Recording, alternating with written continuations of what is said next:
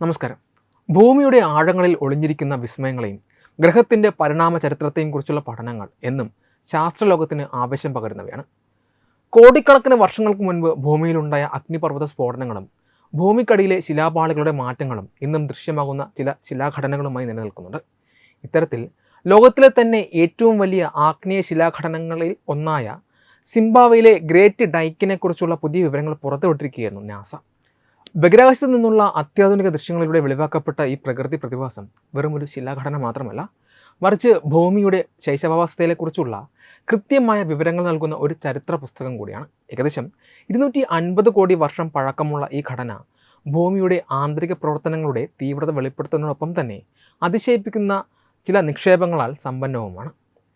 ബഹിരാകാശത്ത് നിന്ന് നോക്കുമ്പോൾ സിംബാബ്വേയുടെ ഭൂപടത്തിന് കുറുകെ വരച്ച മങ്ങിയ ഒരു രേഖ പോലെയാണ് ഗ്രേറ്റ് ഡൈക്ക് കാണപ്പെടുന്നത്.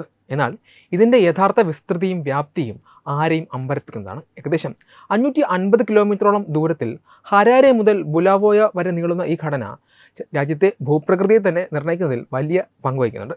ഇതിൻ്റെ വീതി ചിലയിടങ്ങളിൽ 3 കിലോമീറ്റർ മുതൽ 13 കിലോമീറ്റർ വരെ വ്യത്യാസപ്പെട്ടിരിക്കുന്നു. ചുറ്റുമുള്ള സമതലങ്ങളിൽ നിന്ന് ഏകദേശം 1500 അടി വരെ ഉയരത്തിൽ നിൽക്കുന്ന മലനിരകളായിട്ടാണ് ഈ ഘടന കാണപ്പെടുന്നത്.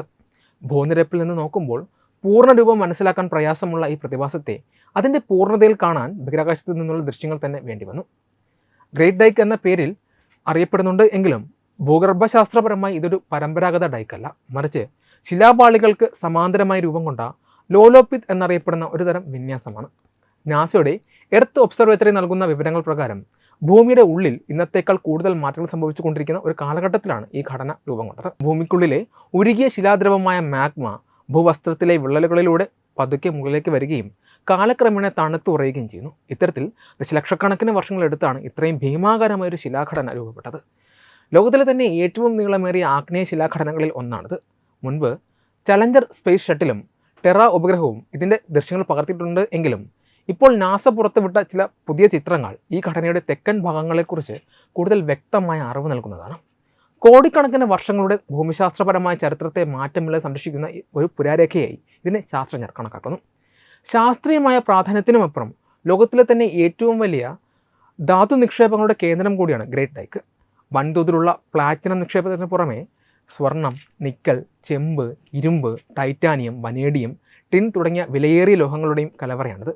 ഇതിൽ ഏറ്റവും പ്രധാനപ്പെട്ടത് സ്റ്റെയിൻലെസ് സ്റ്റീൽ നിർമ്മാണത്തിന് ആവശ്യമായ ക്രോമൈറ്റിൻ്റെ വൻ നിക്ഷേപമാണ്.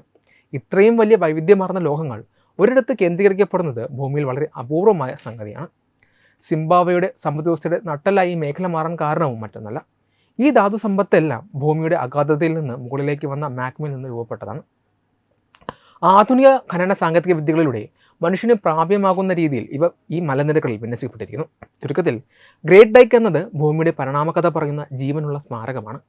ഭൂഖണ്ഡങ്ങൾ എങ്ങനെ രൂപപ്പെട്ടു എന്നും വിലയേറിയ ധാതുക്കൾ ചിലയിടങ്ങളിൽ മാത്രം എങ്ങനെ ഇത്രയധികം കേന്ദ്രീകരിക്കപ്പെട്ടുവെന്നും മനസ്സിലാക്കാൻ ശാസ്ത്രലോകത്തിന് ഇത് വലിയ സഹായമാണ് നൽകുന്നത്.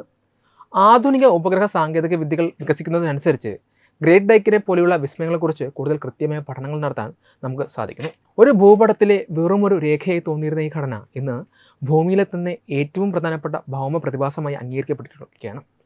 ഭൂമിയുടെ ആഴത്തിലുള്ള രഹസ്യങ്ങൾ ഇനിയും പുറത്തു കൊണ്ടുവരുവാൻ ഇത്തരം പൗരാണിക ശിലാഘടനകൾ സഹായിക്കുമെന്നതിൽ തർക്കമില്ല. വെബ് ഡെസ്ക് തത്വമേ TV.